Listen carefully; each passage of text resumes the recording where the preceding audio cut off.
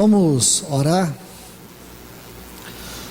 Senhor, nós te louvamos, te agradecemos, bendizemos o teu nome mais uma vez, por nos congregar aqui neste lugar para receber a tua palavra. Vem nos ajudar, Senhor, em toda a nossa deficiência, falta de discernimento, com relação à tua voz, que nós possamos ter um coração aberto para receber de ti, Senhor, aquilo que o Senhor tem para depositar em nós.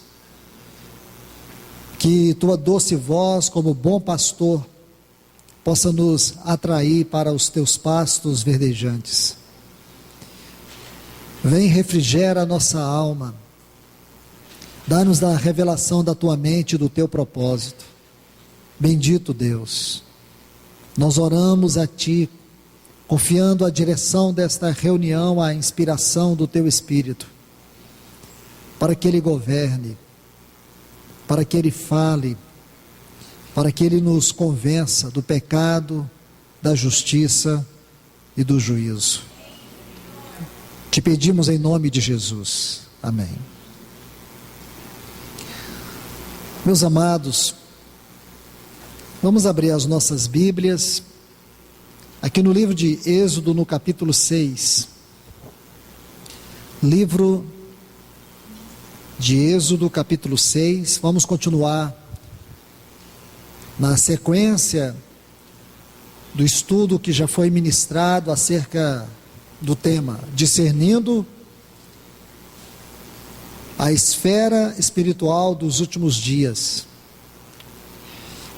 E nós temos meditado aqui nesta história do povo de Israel, quando eles saíram do Egito, toda aquela atmosfera que consiste no contexto da partida do povo de Israel do Egito para Canaã, serve para nós como um precioso pano de fundo, onde nós vamos também entender os nossos dias. No estudo anterior, estivemos meditando juntos aqui no capítulo 5 e vimos vários pontos importantes.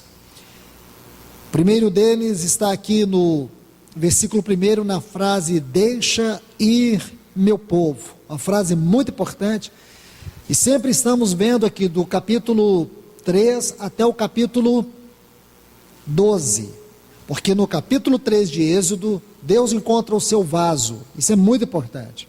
Então, cada um desses detalhes serve para nós como aplicações espirituais, onde extrairemos as lições que vão nos ajudar a entender os dias que nós estamos vivendo. Então, a primeira coisa que Deus busca, ter um vaso. Nesses últimos dias, Deus anela ter um vaso. E Ele deseja revelar-se a este vaso, falar a este vaso, sobre a sua mente, sobre o seu propósito. Depois, vimos no versículo 3, aqui do capítulo 5 de Êxodo, sobre a frase: o Deus dos Hebreus. O Deus dos Hebreus. Rica esta frase. Começamos a estudá-la desde Gênesis até Romanos capítulo 6, versículo 4. O verdadeiro significado da palavra hebreus, os que atravessam o rio, aqueles que vão além do rio, aqueles que vão além das águas. E isso nos faz meditar sobre a profundidade do significado daquilo que é o batismo. Batismo não é liturgia, não é símbolo religioso, como muitos ensinam, assim como a mesa, o pão, o vinho, não são símbolos religiosos. Na verdade, estes símbolos, eles comunicam uma realidade espiritual. Então já vimos sobre isso. Depois, ainda no versículo 3, vimos outra frase: caminho de 3 dias, onde aprendemos sobre o significado do caminho da cruz. Estudamos sobre a vida do nosso Senhor Jesus. a sua vida pode ser dividida em duas fases: o caminho da cruz e a morte na cruz. E por último, nós encerramos aqui nos versículos 4 a 9 do capítulo 5, onde vimos vários detalhes. Um deles está aqui na última frase do versículo 4, sobre a palavra tarefas, que é carga, é peso. E nós vimos isso do ponto de vista daquilo que significa espiritualmente falando o mundo, peso, carga. E depois, no versículo 6, nós vimos sobre a palavra superintendentes, quando diz que Faraó deu ordem naquele mesmo dia aos superintendentes. A tradução dessa palavra no hebraico fala de opressores. E por aqui foi onde nós paramos. Agora vamos para o capítulo 6. Vamos seguir estudando o capítulo 6. Êxodo capítulo 6. Veja o versículo 2. Falou mais Deus a Moisés, ele disse: eu sou o Senhor. Apareci a Abraão, a Isaque e a Jacó como Deus onipotente. Essa palavra aqui significa o El Shaddai. Aquilo que você vai ver no capítulo 17, versículo 1, o El Shaddai. Mas, pelo meu nome, o Senhor, a palavra aqui é Iavé, Jeová, não lhes fui conhecido. Vamos parar aqui, depois, se o Senhor permitir, nós prosseguiremos. Quando você estuda a revelação de Deus a Moisés no capítulo 3, se você puder voltar comigo um pouco, capítulo 3, então no versículo 13, nós vamos começar a entender o que significa esta revelação de Deus, a revelação que Deus deu a Abraão, a revelação que Deus deu a Isaque e a Jacó, ela teve o seu lugar. E a revelação que Deus deu a Moisés tem um outro lugar, tem uma outra esfera. Deus diz assim para Moisés, que ele não havia se dado conhecer em um determinado aspecto, e é fato. Quando você estuda a vida de Abraão, você descobre que 11 vezes a Bíblia vai registrar que Deus apareceu a Abraão. A primeira vez está lá no capítulo 7 de Atos, começa ali, Atos capítulo 7, o Deus da glória apareceu a Abraão, começa ali, e depois você percorre, a partir do capítulo 11 do livro de Gênesis, aí você vai ver 11 vezes Deus aparece a Abraão. Porém, aqui no capítulo 6, Deus fala com Moisés de maneira muito especial. E ele diz assim para Moisés: eu apareci a Abraão, a Isaque e a Jacó, como Deus, como El Shaddai, mas pelo meu nome, o Senhor, eu não me revelei, não me tornei conhecido, ou não lhes fiz conhecer. Então vamos entender o que é que realmente Deus está falando e quais as implicações dessa declaração de Deus para Moisés.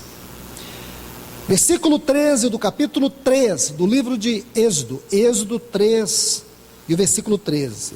Disse Moisés a Deus: eis que quando eu chegar aos filhos de Israel, e lhes disser: o Senhor, ou Deus de vossos pais, me enviou a vós, se eles me perguntarem qual é seu nome, o que lhes direi? Respondeu Deus a Moisés: eu sou o que sou. E disse: assim dirás aos filhos de Israel: eu sou, me enviou a vós. Então vamos com muito cuidado. Se você examinar desde o capítulo 3 até o capítulo 12, você vai ver que essa expressão aqui, eu sou o Senhor, não eu sou o Senhor. Como por exemplo, Veja aqui no capítulo 3, versículo 6, está assim: eu sou o Senhor, o Deus de teu pai, o Deus de Abraão, o Deus de Jacó. Está vendo aqui? Versículo 14, eu sou o que sou. Se você pegar todas essas declarações, onde Deus fala de si mesmo, você vai ver que são 12 ocorrências, 12 vezes, Deus vai fazer essa referência a si mesmo. Vamos devagar, vamos entender o que significa realmente esta expressão, e qual a natureza, a razão, porque nada na Bíblia foi inspirado de maneira aleatória, tudo tem um propósito, tudo tem uma lição, tudo tem uma revelação, e nesta revelação, Deus quer nos mostrar as belezas e as glórias. Eu falo belezas porque elas são de infinidades a infinidades, de profundidades a profundidades, acerca de quem é o seu filho, acerca da pessoa do seu filho. Então aqui,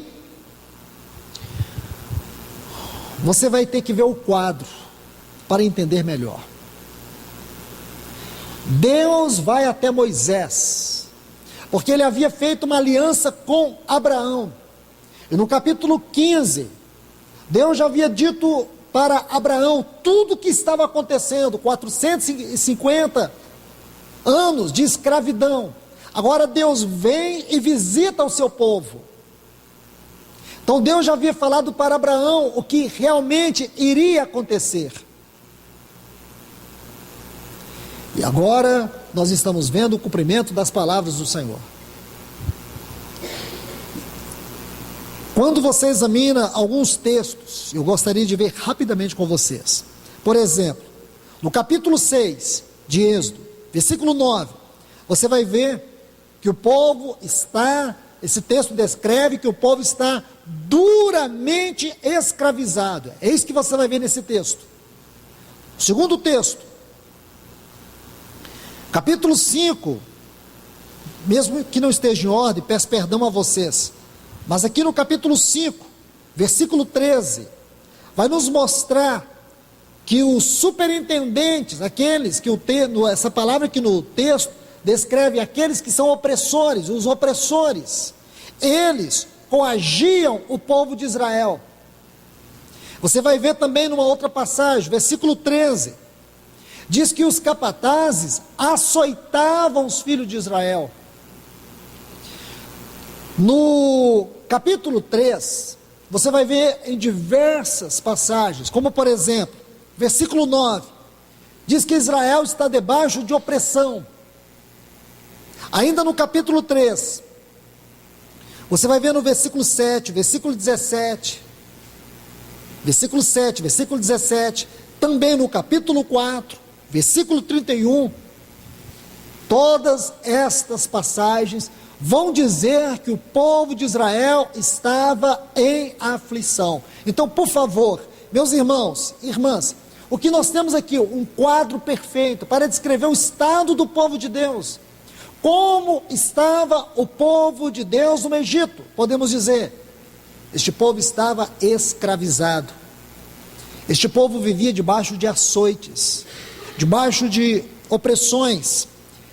Este povo vivia coagido, este povo vivia debaixo de um jugo. Então aqui nós temos uma visão de como o povo de Deus estava necessitando desta revelação deste grande eu sou. Porque ele é o grande eu sou, porque ele é a fonte de tudo, ele é a base de tudo, ele é a origem de tudo. Tudo está nele. Irmãos, vamos ver isso de maneira mais ampla. Veja, olhe bem, aqui no capítulo 6, quando Deus diz, mas pelo meu nome, o Senhor, lhes fui conhecido. Vamos entender o que isso quer dizer? Eu sou. Primeiro, ao se conhecer a si mesmo, Deus se conhece perfeitamente. Eu te pergunto, você é capaz de dizer que se conhece perfeitamente? Não. Nós não temos o conhecimento de nós. Nós temos uma mera ideia. Você não se conhece perfeitamente. Ninguém a não ser o próprio Deus. Mas Deus, Ele se conhece perfeitamente. E ao conhecer a si mesmo, Deus se conhece perfeitamente. E esse conhecimento que Deus tem de si mesmo, escute bem, ao se conhecer, Deus se conhece perfeitamente. E ao se conhecer perfeitamente, Deus gera uma imagem de si mesmo que é igual a Ele. Compreende isso? Então, ao se conhecer a si mesmo, Deus projeta, Ele gera, não projeta, Ele gera uma imagem que é semelhante a Ele. E esta imagem que é gerada do próprio conhecimento que Deus tem de si mesmo, é o seu próprio Filho, é o Logos. Porque o Logos, ele é a natureza, ele é a razão, ele é a causa de tudo que existe. Então, aqui você tem uma explicação, porque Colossenses, capítulo 1, versículo 15, diz que este Logos, este Cristo encarnado, ele é a imagem do Deus invisível. Então o Filho é a imagem do Pai. Olhe bem, irmãos, deixe-me colocar um outro texto, ou dois textos importantes para você entender isso. Gênesis 1, 26 está assim, façamos o homem, vê o plural aqui, façamos o homem conforme a nossa imagem e a nossa semelhança. Aí o versículo 27 diz assim, criou, pois, Deus o homem a sua, não nossa. Porque quando fala de nossa, então nós temos a ideia da triunidade divina.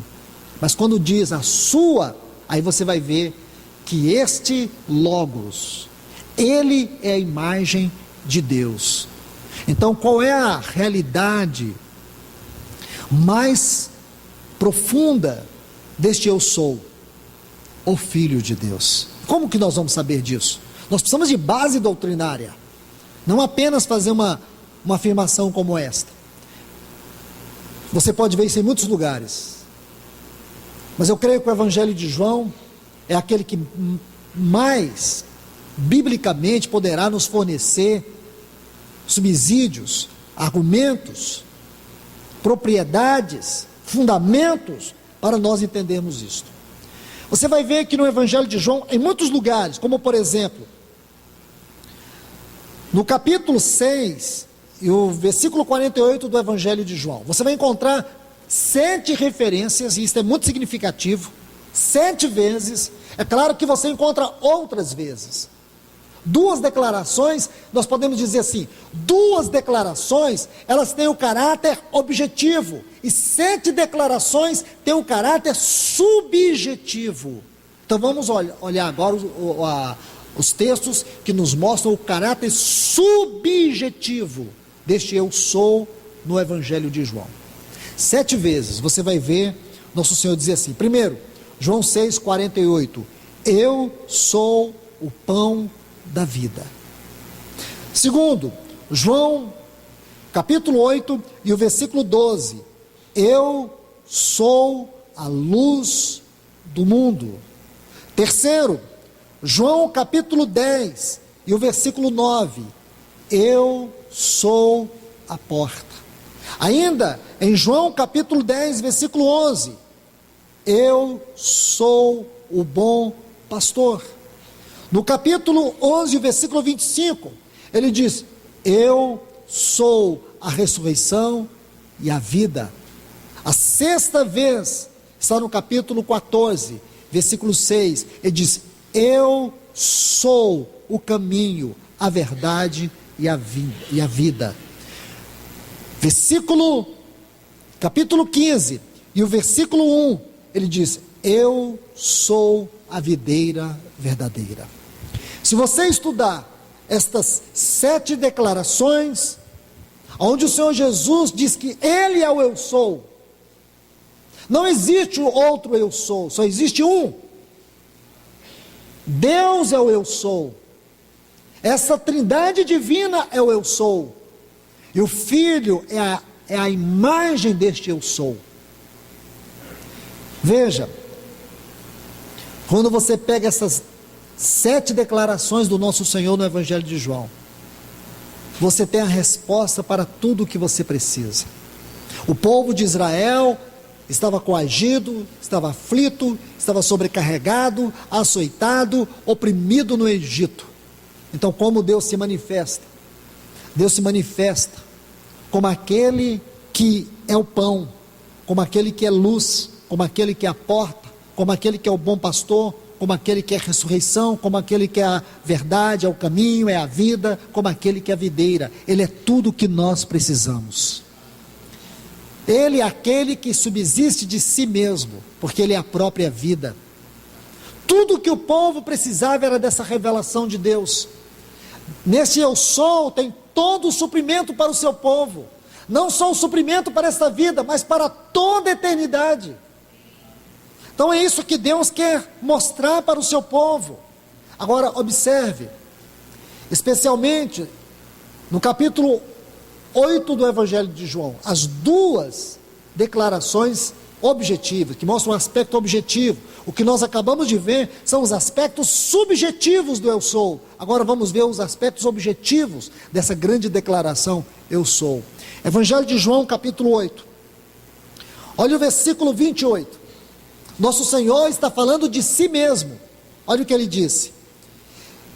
Disse-lhes, pois, Jesus: quando levantardes o Filho do Homem, então sabereis que eu sou. Eu sou. O versículo 58. Respondendo-lhes Jesus: em verdade vos digo, antes que Abraão existisse, eu sou. Ele não disse eu era, eu fui. Ele diz eu sou. Aqui ele está simplesmente afirmando o tempo correto do que concerne a sua vida, glória e poder. A primeira pessoa do presente do indicativo, eu sou. Ele não diz eu fui, eu serei, eu era, eu sou, porque Ele sempre foi, Ele sempre é e Ele sempre será. Irmãos, não é lendo história, nós estamos lendo a palavra de Deus. E o que nós estamos procurando discernir desde o primeiro estudo? A atmosfera espiritual do tempo que nós estamos vivendo. Tempo que a cada dia nós vamos ver as coisas afunilando, em todos os sentidos, como também no cumprimento das profecias, nós vamos ver grandes catástrofes, corrupções em todos os aspectos, em todas as áreas. Vamos como que sentindo cuspidos deste mundo, da mesma forma que vulcões cospem pedras preciosas. Nós vamos perceber que o Senhor vai nos soltando de tudo deste mundo, e o nosso coração vai sendo conquistado pela atmosfera celeste. A revelação deste grande eu sou, ela irá se amplificar na nossa mente, no nosso coração, nos nossos afetos. Isso é muito importante. Estamos vendo muitas coisas acontecendo e outras piores vão acontecer. Olha a quantidade de epidemias que tem assolado este país. Olha a corrupção, a imoralidade deste país. Qual é a esperança que você tem neste mundo? Qualquer cristão que viva a sua vida séria com Deus não tem a menor expectativa deste mundo, deste país, desta nação e de nenhum outro lugar. O mundo caminha para a sua própria condenação, para o seu próprio juízo. Se há alguma pessoa aqui que tem uma expectativa positiva, uma esperança neste mundo, quero te falar, você não nasceu de novo. Se você aguarda que este mundo entre no curso normal, que as coisas voltem a funcionar de maneira normal, que tudo comece a ocorrer segundo o curso natural da vida, das coisas, que a paz possa reinar, que a prosperidade venha verdadeiramente ser uma realidade na vida das pessoas, que essas epidemias sejam totalmente combatidas. Eu quero te falar, você está na contramão da palavra de Deus. O mesmo Deus que criou este mundo é o Deus que julgará este mundo, e Ele não nos deixou caminhar às cegas. Ele tem dito pela sua palavra, Ele vai julgar este mundo, e o cristão que nasceu de novo não pode ficar à parte, não pode se dar ao luxo de ser ignorante.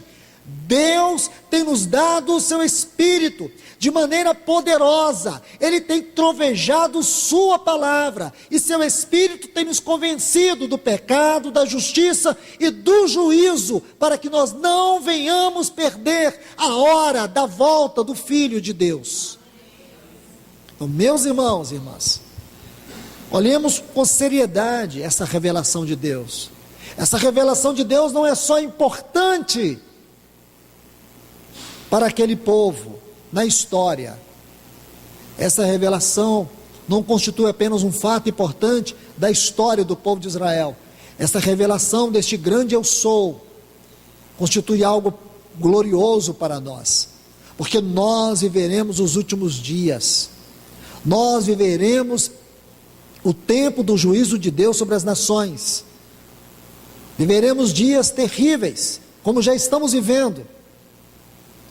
Há momentos que nós, pela nossa própria fraqueza natural, nos sentimos como que coagidos.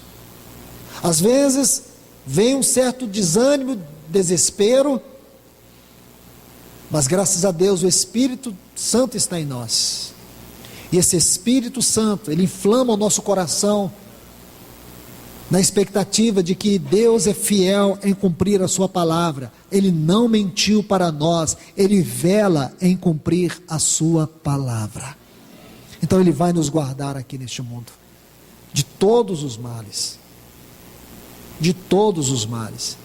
Eu estava vendo sobre essa gripe, H1N1, em São Paulo, ela matou 20% das pessoas que foram acometidas. 20%, isso é altíssimo. Os jornais publicavam hoje que Goiânia está à beira de uma epidemia. E você pode ver o desespero das pessoas. Ainda não saltou para fora, mas é um desespero interior. A prova disso, você vê pessoas ficando 5 horas para poder tomar uma injeção ou dar uma injeção no seu filho. Eu entendo isso, irmãos. Ninguém pode ser irônico numa hora dessa. Ninguém tem o direito de ser irônico. É sério mesmo. Nós não podemos olhar para o desespero das pessoas e achar graça. Ver a Bíblia se cumprindo, a gente olha o cumprimento da palavra de Deus e a gente achar graça. A gente divertir com isso. Claro que não. E sabemos que as coisas caminham para pior. Agora o que nós precisamos é ter discernimento. O que nós não podemos é tentar acordar no sono das virgens nécias, porque as virgens nécias, quando se despertaram, a porta já tinha fechado. Irmãos, a porta que o Senhor abriu, Ele diz assim para a igreja de Filadélfia, que Ele colocou diante dela uma porta aberta. Essa porta ainda está aberta. Filadélfia é a figura da igreja gloriosa. Filadélfia, ela é tipificada por aquelas 10 virgens. Então, me perdoe, por aquelas 5 virgens prudentes. Filadélfia é tipificada pelas virgens, as 5 virgens prudentes. Então o que nós podemos dizer aqui, irmãos? A porta ainda está aberta. Os céus ainda estão sobre nós. A casa de Deus é esta esfera espiritual tão importante. É este ambiente tão glorioso que Deus tem nos dado, em comunhão uns com os outros e em comunhão com Ele. Nós não podemos perder esta hora. Nós temos que saber que vai alta noite e já vem chegando o dia. Então vamos revestir das armas da luz, para que nós não sejamos apanhados em trevas. Vamos avançar aqui, no capítulo 6, por favor, versículos 9 a 12. Desse modo falou Moisés aos filhos de Israel, mas eles não escutaram Moisés, por causa da angústia de espírito e da dura servidão. Falou Senhor a Moisés: entra e fala a Faraó, rei do Egito, que deixe sair de sua terra os filhos de Israel. Respondeu Moisés perante o Senhor: eis que os filhos de Israel não me escutam. Como, pois, Faraó me escutará se eu não falo bem? Falou o Senhor a Moisés e a Arão, e deu-lhes mandamento para os filhos de Israel e para Faraó, rei do Egito, para que tirasse os filhos de Israel da terra do Egito. Prestemos atenção aqui, irmãos. Todo o contexto desses textos que nós acabamos de ler se encontra a partir do versículo 4. Versículos 4 a 8 constituem o contexto desses textos. Vai nos dar um quadro muito importante. Agora, por favor, eu quero que vocês observem aqui esse versículo 9.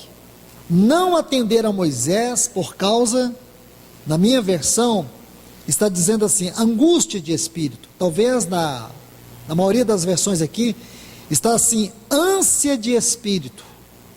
Ânsia de espírito. E da dura escravidão, da dura servidão.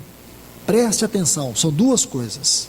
Uma separada da outra, porém, que elas constituem o mesmo lugar, onde Deus quer nos falar e da onde Deus quer nos libertar. A primeira nos fala de ansiedade. Ansiedade. E a segunda, o poder escravizador do mundo. Porque o Egito é uma tipologia do mundo. Por que não ouviram a palavra de Deus? Por que elas não escutaram a palavra de Deus quando Moisés lhes falava?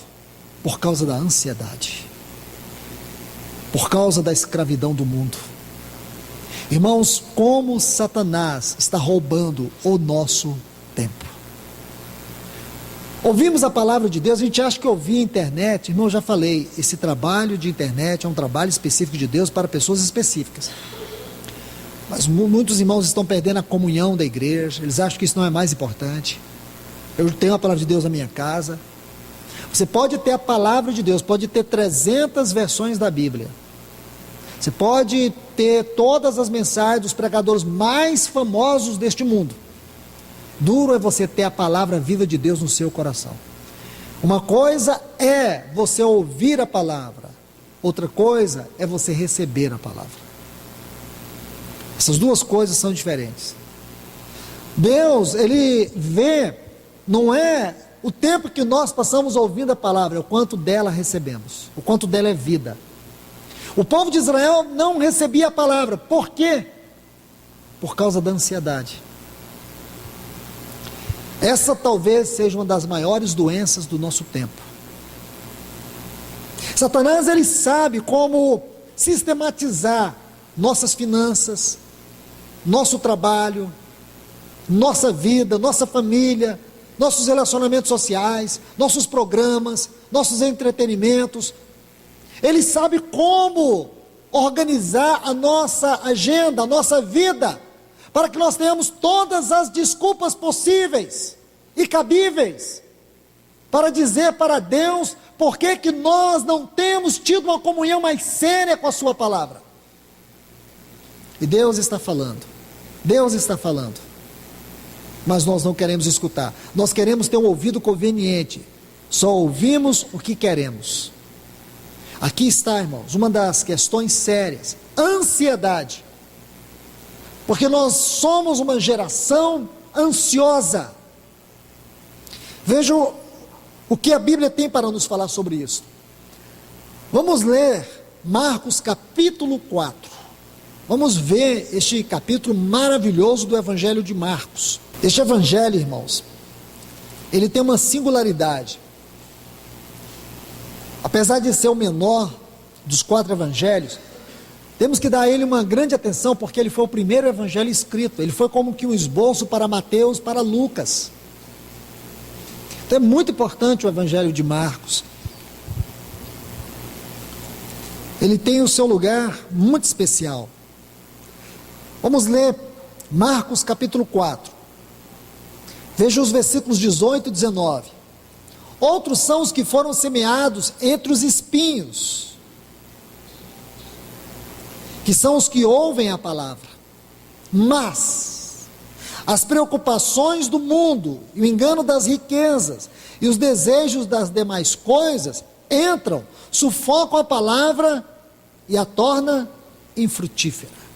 Irmãos, será que nós nos damos conta da grandeza desses dois textos? Vocês sabem muito bem que aqui no capítulo 4, nosso Senhor, ele profere aquilo que nós conhecemos como a parábola do semeador.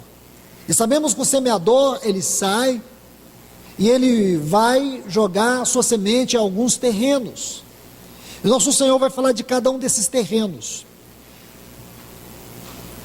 Aí, por favor, no versículo 7, diz assim, do capítulo 4 de Marcos: a outra parte caiu entre os espinhos, e os espinhos cresceram e a sufocaram, e ela não deu fruto.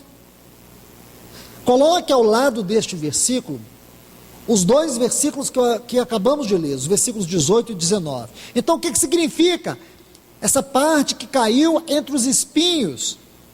E os espinhos cresceram e sufocaram, e ela não deu fruto. Veja isso, irmãos. Aqui nós temos uma chave para nos ajudar a entender muito da nossa espiritualidade. Porque muitas pessoas ouvem a palavra e a palavra não dá fruto nelas. Então o segredo não é ouvir a palavra, porque nós temos acesso a ela, mesmo que de maneira real ou de maneira virtual, nós podemos ter acesso à palavra. A grande diferença não é o que você tanto escuta, é o quanto a palavra dá fruto na sua vida. Você pode estar ouvindo a palavra há décadas, e a grande pergunta é o que a palavra frutificou na sua vida durante todo esse tempo. Porque quando a palavra não frutifica na nossa vida, nós nos tornamos cristãos religiosos. E aqui o Senhor, ele vai mostrar para nós três questões que impedem a palavra de frutificar. A primeira, mas as preocupações. Esta palavra, que é a tradução dela do texto original grego, é a ansiedade. A ansiedade do mundo. O engano. Quantas pessoas, irmãos, estão se matando em busca de ganhar dinheiro, ter o melhor trabalho, ter a melhor casa, ter o melhor carro, de fazer isso, a próxima viagem. Eu já tenho, irmãos, muitas vezes chamado a atenção dos irmãos para refletir. Irmãos, nós não temos que buscar isto. Se o Senhor confiar riqueza para alguém, o Senhor colocou nele um dom de mordomia. Não importa o quanto você tem, você pode achar que o que você tem não é o suficiente, é o suficiente. Você precisa aprender a ser mordomo, senão você vai começar a entrar em desespero. Você não vai ficar feliz com a roupa que tem, você não vai ficar feliz com a medida que você tem, você sempre vai querer ter mais. E aí você entra no engano das riquezas, é isso que a Bíblia está falando. Quantos cristãos estão desesperados, trabalham quase que 24 horas. Você não precisa ter dinheiro, você precisa ter a bênção de Deus do que você ganha. Pode não sobrar, você diz, mas não sobrou. Não sobrou nada. Não importa se sobrou ou não sobrou, importa se a bênção do Senhor está na sua mesa, está na sua vida, está no seu travesseiro. É isso que nós temos que buscar, irmãos. Essa questão do ter envolve responsabilidade. Então, se o Senhor não te confiou uma medida que você gostaria, então não busque isto fora do Senhor, porque você vai trazer tropeços para a sua vida. O mundo é assim, irmãos.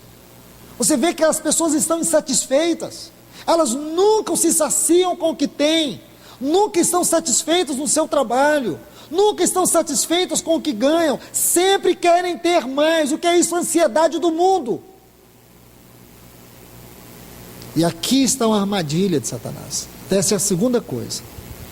Muitos cristãos, a palavra não tem frutificado na vida deles, porque o engano do ter, a ambição do ter, e diz mais ainda, e os desejos das demais coisas, está vendo? É você ir além, é você ultrapassar o limite do que possui, do que o Senhor tem te dado, é não ser grato. Aí a pessoa entra em atitudes que viram vícios, comportamentos, desespero, compulsões, são engolfadas, e a sua vida espiritual vai morrendo, e acham, que aqui é um outro lado, é claro, acham que vir na reunião, cantar canções, participar, comer o pão, beber o cálice, estar entre os irmãos, você vai ter crescimento de vida? Não vai ter. Você fez da vida cristã um mero relacionamento social. Vida cristã é coisa séria. Vida cristã é vida elevada, é a vida num plano mais alto. Muitos cristãos não têm tido o fruto da palavra, e isso se vê na prática da sua vida. Isso se vê no momento que trata com as coisas dessa vida. Você vê a maneira natural, você vê que não tem discernimento. As compulsões do mundo é que governam os seus afetos. Isto é sério, irmãos. Isto é muito sério. Quando você volta aqui, por favor, Mateus capítulo 6. Mateus capítulo 6, por favor. Nosso Senhor, Ele vai tratar deste assunto de maneira doutrinária, Ele vai colocar muitos fundamentos. Coragem os irmãos que ainda esta semana leem esses textos, Mateus capítulo 6, versículos 24 a 34. Nosso Senhor, Ele vai dar uma gloriosa explicação, uma exposição poderosa, radical sobre o assunto de ansiedade. Porque a ansiedade, irmãos, é uma coisa tão sutil que ela pode penetrar no coração de qualquer um de nós aqui. Basta você tirar um pouco os olhos da palavra, a qualquer momento, a qualquer hora, porque nós temos experiências cíclicas na nossa vida, e num momento como esse, a ansiedade vem, e você percebe que ela está lá dentro, você está ansioso, você começa a ficar angustiado, você entra no desespero, você pensa que não tem saída, as portas estão trancadas, o céu está encoraçado de aço, sua oração não sobe, vê um desespero. Espera, respira, calma, olhe para o Senhor, olhe para a palavra. Deus, Ele cumpre a sua palavra, porque a ansiedade é a característica mais profunda da manifestação da incredulidade. Em algum momento nós podemos exercer isso na nossa vida, qualquer um de nós, ninguém pode condenar uma pessoa por ser ansiosa. O que nós temos que ensinar a verdade, encorajar e fortalecer os nossos irmãos na palavra, na oração, e não condenar, porque não é o nosso papel. Porque vivemos um momento tão turbulento, vivemos situações tão difíceis, lutas. Ninguém pode condenar ou julgar alguém. Nós temos é que ser suporte para os nossos irmãos, porque a ansiedade tem sido algo terrível na vida dos cristãos. Mas, meus irmãos, as palavras do nosso Senhor, aqui Mateus capítulo 6, versículos 24 a 34, algo muito especial. Você vai ver, quando ele diz assim, Mateus capítulo 6, versículo 24 a 34. Ninguém pode servir a dois senhores, porque ou aborrecerá um e amará o outro, ou se devotará a um e menosprezará o outro. Não podeis servir a Deus e as riquezas. Portanto vos digo, não vos preocupeis, a palavra aqui, não andeis ansiosos por coisa alguma nessa vida. Pelo que é a vez de comer, de beber, nem com o vosso corpo, nem com o que é a vez de vestir, não é a vida mais que o alimento e o corpo mais que as vestes? Aí diz, observai as aves dos céus. Mas podemos parar aqui. Deixe-me colocar um princípio importantíssimo para vocês entenderem isso. Vocês vão ler em casa depois, porque nós não temos tempo essa noite para ler todos esses textos.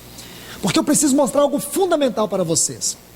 Veja o contexto deste assunto.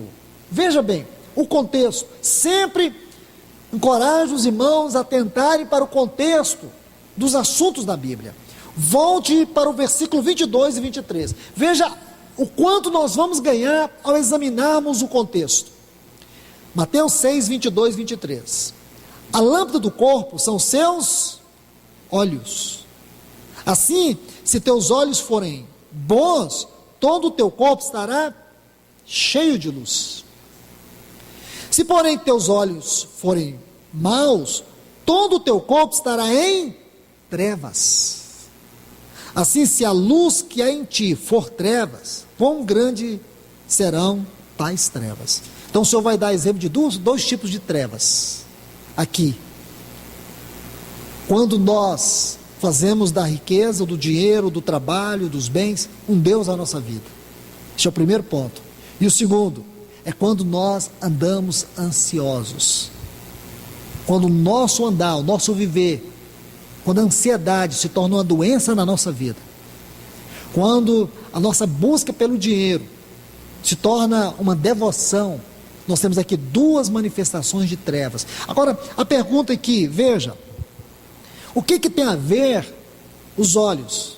Olhos na Bíblia sempre aponta para visão celestial. E você vai ver que os dois grandes elementos da visão celestial é a revelação e o discernimento. Revelação e discernimento. Ora, irmãos, gostaria muito que tivéssemos tempo para falar sobre isso hoje. Revelação e discernimento. Onde os cristãos estão fracassando em relação aos cuidados deste mundo? Como os cristãos estão sendo distraídos? Como os cristãos estão com a sua fé totalmente enfraquecida? Porque eles perderam a revelação de Deus. Como diz Pedro, muitos dizem que a vinda do Senhor está demorando. Irmãos, se você olhar para a palavra de Deus e não olhar o curso natural da sua vida com um olhar mau, sem revelação, quando nós começamos a nos distrair com as coisas deste mundo, quando nós começamos a distrair com as perspectivas naturais do velho Adão, que ainda está vivo dentro de nós, nós perdemos a sensação, nós perdemos a expectativa da volta do nosso Senhor. Mesmo que você grite Maranata, cante Maranata, pregue Maranata, você pode fazer da Maranata o que você quiser, mas ela não é uma realidade presente em você, porque a vida que alguém pode estar vivendo é uma contradição ao Maranata. É isso, irmãos. E aqui o nosso Senhor está dizendo, a luz que é trevas, é quando o nosso discernimento é errado, quando a nossa revelação está errada. O que fez Moisés sair daquele deserto e enfrentar aquele maior império do mundo, o Egito era o maior império do mundo, é enfrentar Faraó com todo o seu poder. Você sabia que se Faraó apontasse o bastão dele para Moisés, o exército de Faraó fazia de Moisés um picadinho de carne? Se Faraó espirrasse no rumo de Moisés, ele não existiria mais.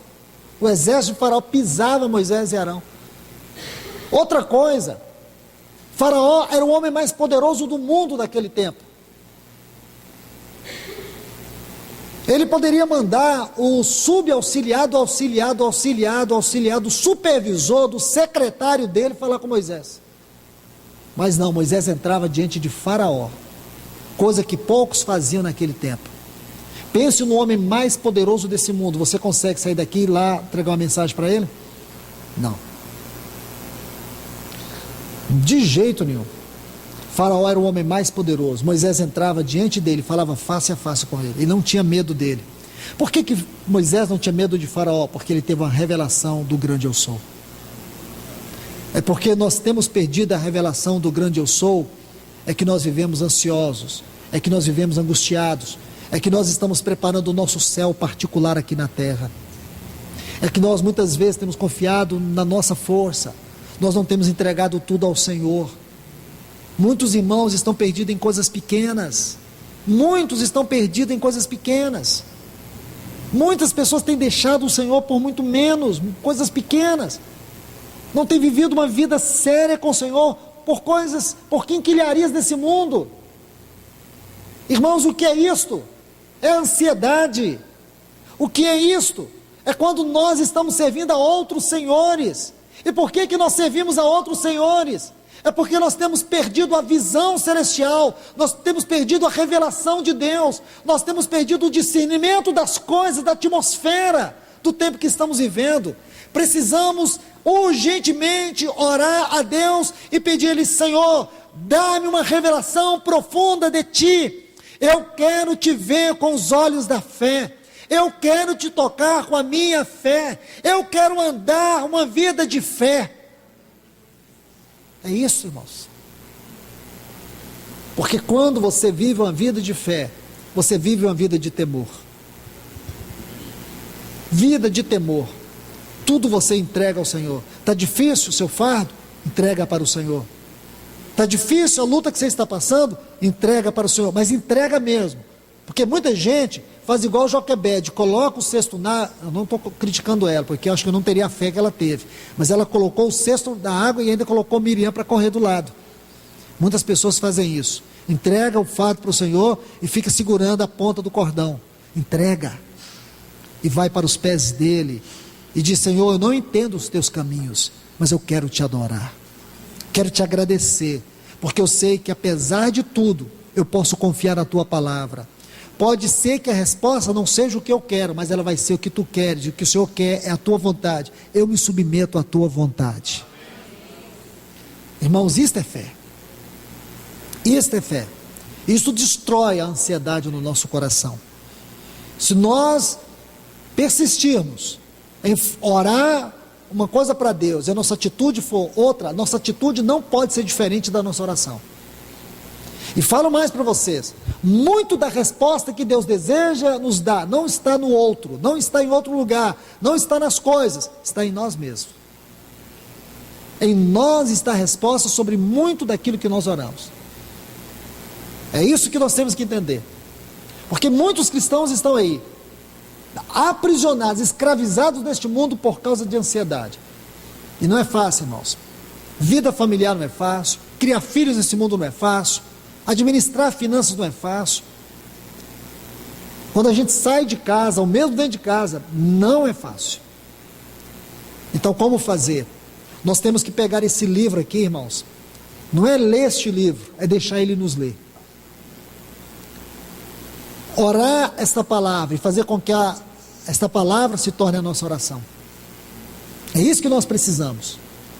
É buscar viver essa realidade. Porque do contrário, seremos engolfados pela ansiedade, nós seremos engolfados pela obsessão, pela compulsão, pela ambição das coisas deste mundo, e assim nós nunca seremos como o trigo, nós seremos como o joio. Eu creio que vocês nunca esqueceram a ilustração do trigo e do joio. O trigo, quando chega o tempo da colheita, o que acontece com ele? Suas raízes vai se soltando do solo, e o joio, suas raízes aprofundam e firmam no solo. Portanto, quando vai se arrancar o joio e o trigo, o joio não se solta com facilidade. O trigo sim. Nós precisamos pedir ao Senhor: Senhor, solta as minhas raízes dessa terra. Solta-me. Senhor, dá-me discernimento. Procure ter discernimento. Quero te falar uma coisa, meu irmão e minha irmã. De trás de tudo que você vive, dos problemas que você vive, existe uma potestade. Veja que Moisés disse assim: o povo não me escuta. Aí Deus mandou ele falar para quem? Disse, vai a Faraó, fala para Faraó. Não é curioso isso? Não seria melhor Deus falar assim, vai, volta e fala para o povo? Deus diz assim para ele, volta lá no texto e vocês vão ver. Deus diz assim, vai a Faraó e fala a Faraó, porque Faraó é uma potestade espiritual. Então nós muitas vezes, irmãos, estamos guerreando de forma errada. Procure discernir aonde Satanás entrou, onde foi que ele se alojou, onde está a potestade, onde está o principado, onde é que estão as hostes espirituais, que entrou e se escondeu de trás desse problema, dessa luta, dessa dificuldade. Muitas vezes pode ter sido na sua vida, você deu a brecha. Então repreenda aí, confesse os teus pecados para o Senhor, repreenda, Ele vai te perdoar, Ele vai te lavar com o sangue de Cristo, Ele vai te fortalecer, e Ele vai te restaurar, entende? E você vai ter paz, você vai ter paz. Às vezes nós temos que lhe tratar com problema durante anos, porque fomos nós que abrimos a brecha e demos legalidade, e muito daquilo que nós sofremos, a culpa está também em nós. Não é que a resposta está em nós apenas, mas a culpa está em nós. E nós não queremos tratar a brecha, nós não queremos fechar a brecha, nós queremos resolver o problema e deixar uma brecha. Nós temos que fechar a brecha, nós temos que fechar a porta na cara de Satanás, mas precisamos fazer isso com fé, precisamos fazer isso tendo revelação e discernimento. Sem revelação e sem discernimento, nós vamos estar possuídos de medo. Mas se nós queremos ter o temor a Deus e não ter medo de Faraó, nós temos que ter revelação de Deus. Meus irmãos e irmãs, que Deus nos abençoe. Vamos orar. Senhor, mais uma vez, nós te agradecemos por esse maravilhoso tempo que pudemos estar juntos. Obrigado pela tua doce palavra, pela tua poderosa palavra. O Senhor vê o que ninguém é capaz de ver. O Senhor conhece o que ninguém conhece.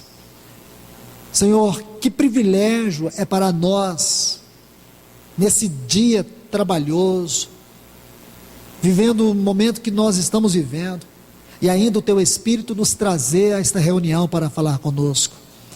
Senhor, nós te damos a glória, nós te damos a honra nesta noite, por nos congregar em Teu nome, para ouvirmos a Tua voz. Fale a nós, Senhor.